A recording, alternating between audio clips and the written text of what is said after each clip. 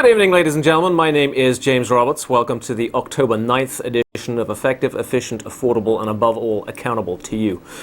On tonight's show, I would like to do a recap of where we stand in the context of the financial crisis facing us here in Winstead, and also make a few introductory remarks on some of the candidates who are running for election in November. At the outset, I want to say that it is all too easy to be flippant about the situation that is facing us here in town. Some of the things that our elected leaders have done or not done, and have said or not said, frankly beg a belief, and they sound like a joke. But the situation we face is no joke, ladies and gentlemen. In a nutshell, we have gone for many years spending more money than we actually bring in. We have racked up bills which we have not paid, which we have hidden and lied to you about. And now that is coming to bite us in the behind. The cost to us, the community, the fact that we will need to come together and pay for a gigantic supplemental tax, not of 1 or 2 mils, but potentially 5, 6, 7 mils, is very, very great. And just as important, and perhaps more difficult, we will need to come together as a community and radically and completely re-engineer the way we do everything here in town.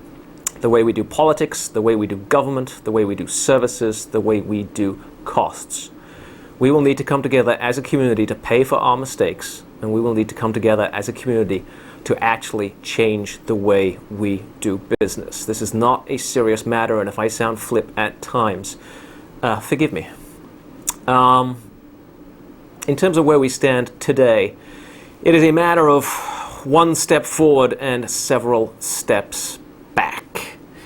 I think the Republican American put it best yesterday, October 8, and we'll put up their words of wisdom for you. The headline reads, "Supplemental tax possible in Winstead. Town almost out of money."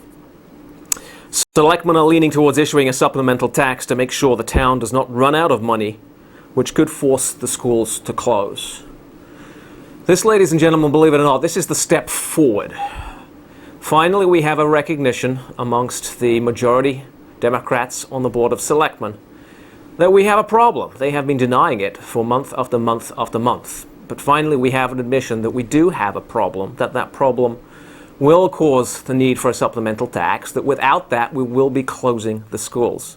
The recognition of that problem is a huge step forward. And just as important as the fact that the majority Democrats on the Board of Selectmen are recognizing it, I think it's also a step forward that the press is recognizing it. For a while now, our newspapers here in town have frankly not done a great job in covering this developing crisis. This Republican American headline and the story that goes with it, I think, is an indication that it is beginning to come home to folks just how serious our situation is. Supplemental tax possible in Winstead, town almost out of money. And it goes beyond that, ladies and gentlemen, because it's not just Winstead's problem. The fact that we haven't been paying bills for a long time now, the fact that we've been covering it up, the fact we've been doing nothing about it is beginning to snowball into a problem that affects not just Winchester schools, but the schools in the towns around us. And in fact presents a regional problem, at least in the eyes of the State Board of Education in Hartford. This from the Hartford Courant on October the 1st of this year. "The urgency of the situation is obvious," said Alan Taylor, chairman of the State Board of Education.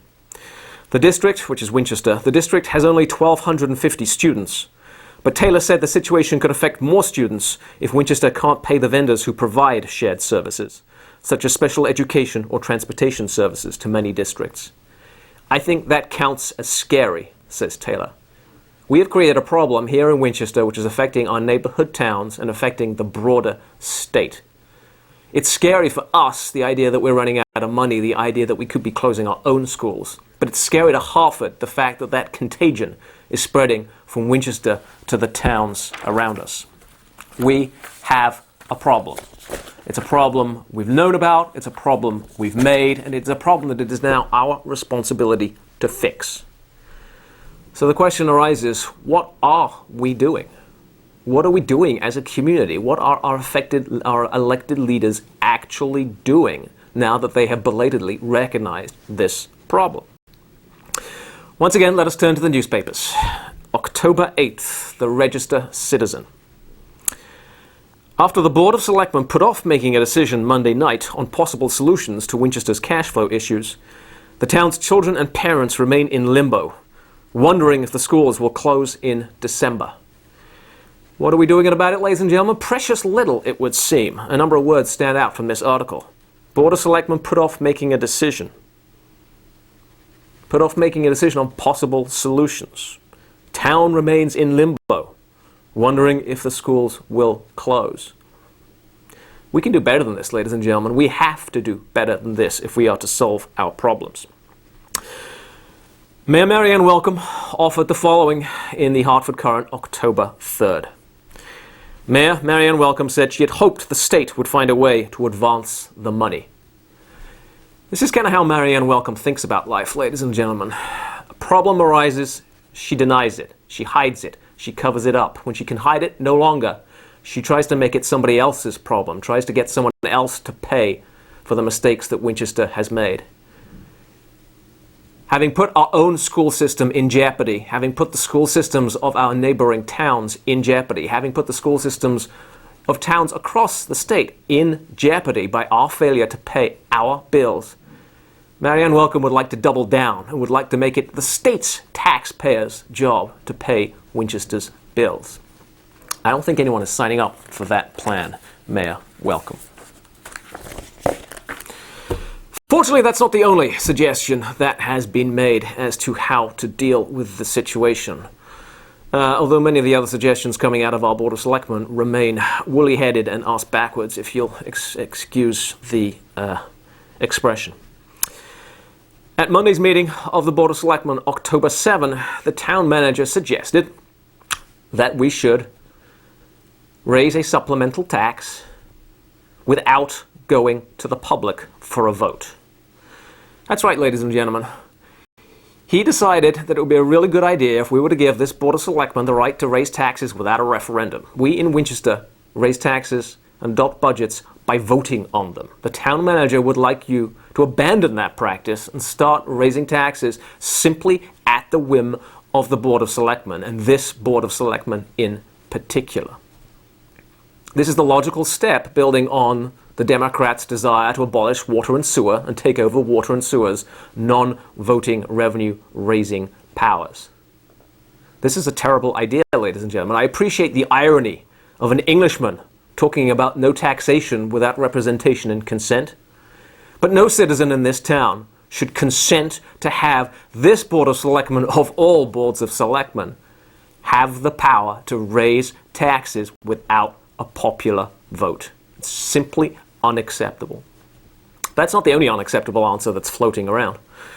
On Tuesday's TV show, the Democrat candidate's TV show, Selectman Perez announced that despite her words of wisdom the prior day, on Monday, words of wisdom that said she would support a supplemental tax, on Tuesday she retracted that view and chose to focus instead on borrowing against grant revenues. Now, let's be clear, ladies and gentlemen, there's nothing wrong with borrowing against grant revenues. It brings forward the date at which budgeted revenues are received, and that is, generally speaking, a good thing. But it does nothing to solve the present situation. Our situation is we have a deficit. We are spending more than we are bringing in. We have unpaid bills. And the only thing that is going to solve that situation is to bring in more money. The town manager was right when he went down the direction of a supplemental tax. He was just wrong when he decided you shouldn't have the right to vote on it. Candy has a good point in saying we want to accelerate our revenues, but is wrong when she says we shouldn't look for new revenues. You have to do both. We need to accelerate revenues, get revenues as quickly as possible, but they have to be new revenues because we have to fill the hole. Candy is simply saying, let's take December's crisis, December's closing of the schools, and move it out to Easter. Let's govern by crisis, is what Candy is saying.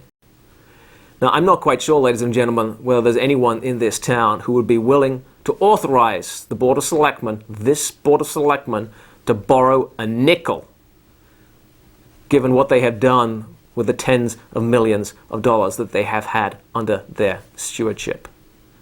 Candy's plan, as cosmetically appealing as it is because it doesn't involve pain, doesn't work precisely because it doesn't involve pain. It doesn't solve the problem. It creates no new money. Just as important, frankly, as the question, well, what are we doing about it, is the question, how did we get here? Because unless we understood how we got here, it's difficult ultimately to make sure we don't get here again. Once again, Marianne Welcome has been quoted in the Hartford Courant, October the 3rd of this year. This is not like we've been negligent, she says. Now, I think there are many who would argue that if you're the mayor and you're running out of money and your schools are going to close, and all of this was wholly predictable, then negligent is the least of the descriptions that people would apply to it. But Marianne Welcome says it's not like we've been negligent. In much the same vein, the Democratic Town Committee's website, the website set up to support their candidates for November, states the following: there are no red flags to warn the selectmen of either party of any year. The grammar's a little weird, but what it seems to be saying is that this was not a foreseeable situation. Both of these statements are dead wrong, ladies and gentlemen. The Board of Selectmen, the Democratic majority on the Board of Selectmen, had been grossly negligent in their handling of this situation. And there had been no end of flags and sirens and hooters and warnings of exactly what was going to happen.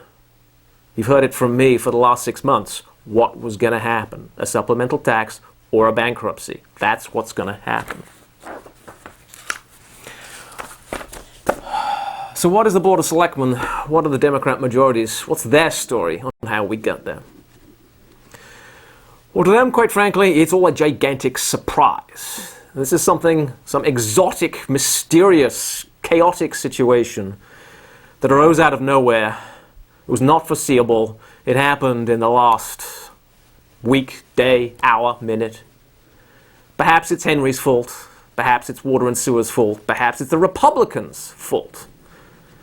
But it's a huge surprise. Who saw this coming, ladies and gentlemen? Well, if you look at this list, I don't know what Water and Sewer is doing on it. Water and Sewer has no part of this problem. And the reason they're on the list, quite frankly, is simply an excuse for the Democrats to take over their revenue-raising powers.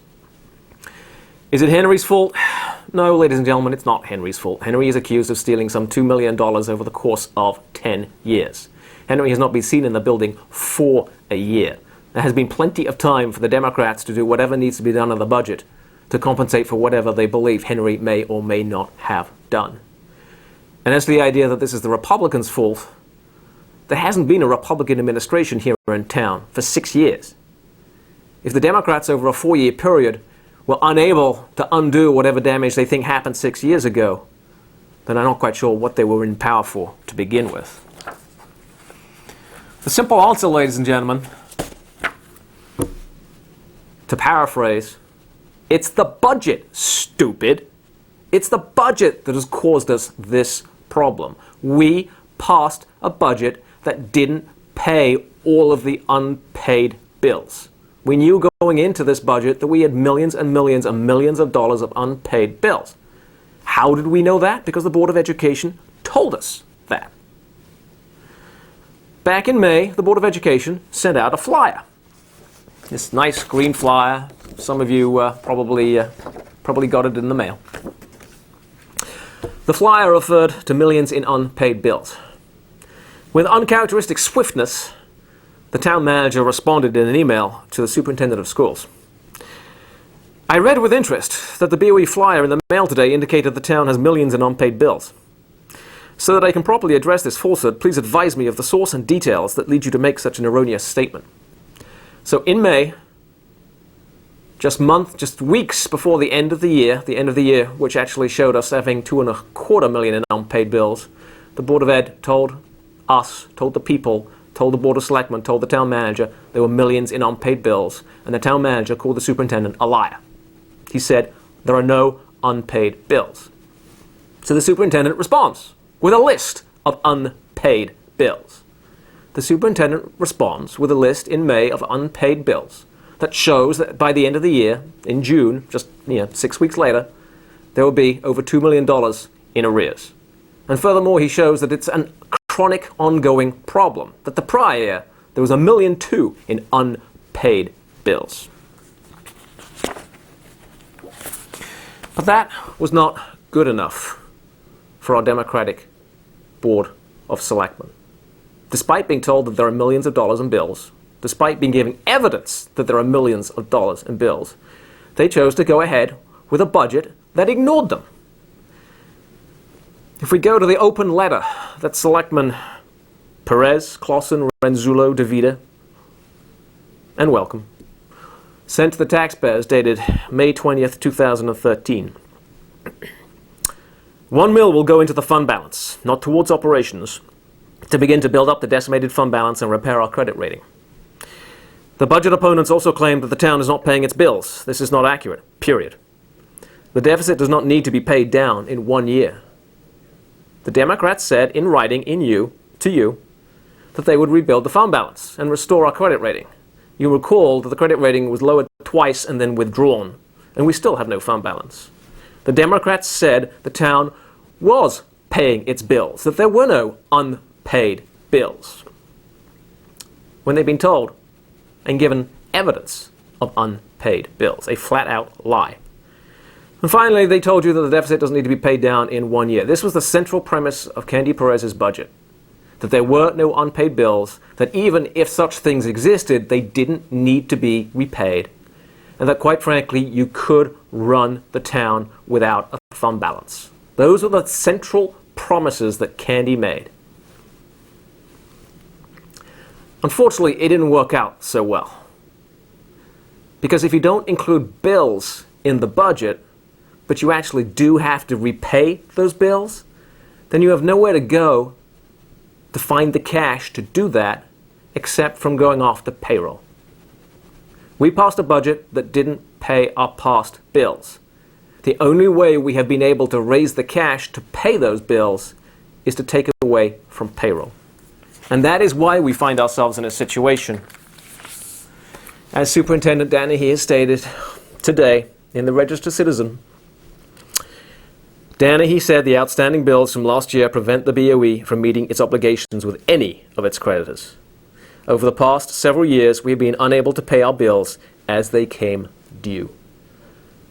We passed a budget because Candy said we didn't need to pay our bills, we didn't need a fund balance. Everyone said you believed Candy was a genius. Candy single-handedly got the teachers and the policemen and the folks at town hall and the lawyers and the accountants to say, we'll get paid over 8 years. We'll stretch what we get paid over 8 years. Except that none of them ever agreed to that. There was no genius here. There was simply a gross misrepresentation by the Democrats, led by Candy Perez, that we could somehow run our operations without a fund balance and with millions and millions and millions of dollars in unpaid bills. There was the assertion that we could be deadbeats and get away with it. We know we can't. But it's better than that, ladies and gentlemen. Town manager Dale Martin reported in the Register Citizen on October 5th. And I quote, Martin said he hasn't deviated from the plan he and the Board of Education initially put in place earlier this year. He said though the MBR has been appropriated, he understands that the closing of the schools is a likely effect of a shortage of funds. Well, that's very nice, ladies and gentlemen. Dale Martin understands that the schools are going to close. Dale Martin put a plan in place which doesn't work. It was the strategy of Dale Martin and Candy Perez to underfund the schools, to lead to a situation where we cannot make payroll so that the schools close. That was their strategy. That was the underpinning of the budget they had you pass. And if it's bad enough that that was the strategy they espoused, it's perhaps worse that they continue to support that strategy. From the Town Democrat website, I quote, the Democrats on the Board of Selectmen have worked closely with the town manager, Dale Martin, to repair the recently discovered fiscal problems of the town. They have come up with a plan that will put the town back on firm financial footing over a period of years without placing an undue hardship on the taxpayers. without placing an undue hardship on the taxpayers, ladies and gentlemen, our schools are going to close. There is no money for payroll. We have lied to you about unpaid bills. We had a strategy of shortchanging the schools. We had a strategy of ensuring that we could not make payroll. That's a qualification for office in the eyes of the Democratic Town Committee? These are strange times, ladies and gentlemen. So where do we go from here? Where do we go from here now that we understand that it was Dale's strategy and Candy Perez's strategy to close the schools? Well, it's not often I find myself in agreement with the Winstead Journal, but on June 28th, Mike Marciano wrote an editorial. He entitled it, "New Faces May Be Good for Town Boards. New faces and attitudes are often a good thing for democracy, and the idea that members of the boards of selectmen and education could see things with fresh eyes may be a positive step." New faces and fresh eyes, ladies and gentlemen, that's what the Winstead Journal was calling for. Is that what we are being offered? Well, on the Democratic slate, we're being offered Selectmen Perez, Clausen, and Renzullo. Old faces and old eyes and an old strategy to close the schools. An old strategy to lie to you about the bills. An old strategy to tell you that we could run the town as deadbeats when we can't. Candy Perez was responsible for the budget. She was its chief architect. That was a catastrophic error of judgment. Whether it was a genuine error or whether it was in a case of gross political hypocrisy doesn't really matter. The judgment didn't work. We're about to run out of money. We're facing bankruptcy. She has to be held accountable. She has to go. George Clausen, let's face it, was elected in a sympathy vote 4 years ago. In 4 years, all he has done is to pack every board and commission with his friends and family. Through the midst of this financial crisis, his sole concern has been his ongoing, if futile, efforts to build a shed for his snowblower against the demand, against the requirements of his own planning and zoning rules. George Clausen has achieved nothing for us. He needs to go. Mike Renzullo, ironically, is probably the best of the litter. He has got things done. Mike Renzullo hornswoggled us out of a building, out of a tax break, out of a loan, an interest-free loan, a forgivable loan. Mike Renzullo has got things done. But Mike comes with baggage too. Firstly, there is his total contempt for the people of this town, a people whom he regards as quote-unquote a waste of his valuable time. Secondly, Mike Renzullo can't conduct a job interview without getting the town sued. And lastly, whilst Mike Renzullo does get things done, it has to be said that most of Mike Renzullo's projects seem to work a whole lot better for Mike Renzullo than they do for the town. So who does that leave us, ladies and gentlemen? Who are the new faces? Who are the fresh eyes? Virginia Schultz Charette. Enthusiastic, but flawed. This from the Register Citizen, October 5th, 2004. And it is somewhat distasteful to have to read this, but it is important that we understand who is running for our government. The headline is Mom's Gun Threat Locks School.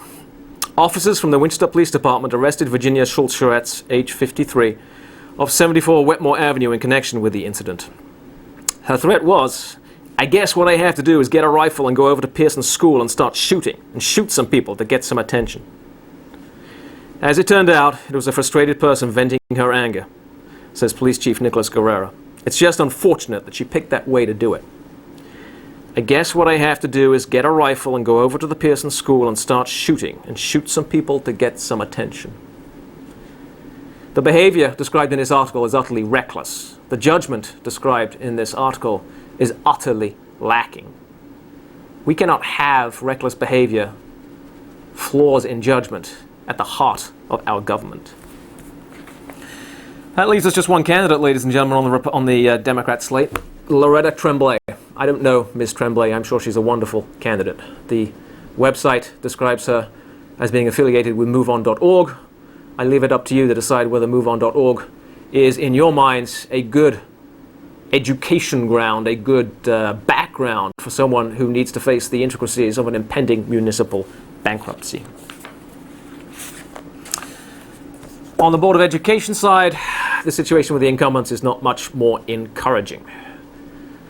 Dr. Dutton, Chris Royer, Brian Shaughnessy, 3 incumbent candidates, 3 candidates who voted for the budget, who supported the budget that has brought us to this financial ruin. 3 candidates who resisted the closing of a school. 3 candidates who, when told that we could not make payroll and would have to close all of our schools, voted against notifying the state. Because to notify the state and ask for assistance would, in their words, be embarrassing to the mayor and to the town manager. 3 candidates who have decided that the Gilbert School is an intolerable burden for the Winchester School District. 3 candidates who, if things go the way they seem to be going, would probably prefer to send your children to school in Torrington than to the Gilbert High School. 3 candidates whom I do not believe deserve your support any more than I believe candidates Perez, Clausen, and Renzullo deserve your support. We have a problem here in town, ladies and gentlemen. We have lived way beyond our means for a very long time. We have lied to you about it. We have accumulated vast debts which we have hidden unpaid. We have told you that this is a perfectly appropriate course of action, that we can run a town without a fund balance, that we can run a town with millions and millions of dollars in unpaid bills. We got you to pass a budget on the basis that this would actually work. And only belatedly do we tell you that our strategy was to underfund the town and schools all along, so that we could create leverage over the state and have the state solve our problems for us. We need candidates who will face the issues fairly and squarely and honestly. And to find those candidates, you're going to have to look to the Republican and Independent slates. The way forward is very clear, ladies and gentlemen. We need to fill in the hole in our financials. We need to repay all of our debts. We need to rebuild the fund balance to provide us the flexibility to run the town. That's a $5 to $6 million proposition. That's 10 mils. That's a 30% tax increase. And we need to do that as a community. None of this, the Board of Selectmen simply levies a tax. No. We as a community have to come to an understanding that that's what needs to happen. And the price of that happening, ladies and gentlemen, is quite frankly, the town needs to give back to this community. The town needs to absorb the idea, and I mean the town in the broader sense, town and schools, needs to absorb the idea that we need to radically re-engineer the way we do everything here in town.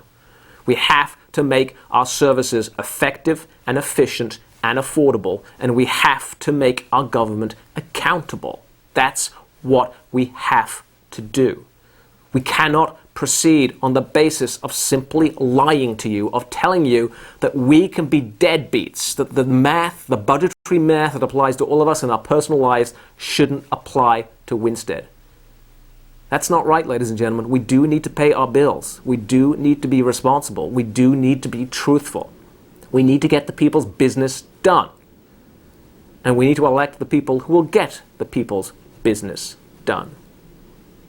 Thank you, ladies and gentlemen, for listening to me tonight. We will be on between now and the election, continuing to update you on the financial situation, continuing to update you on what is happening with the candidates. Thank you and good night.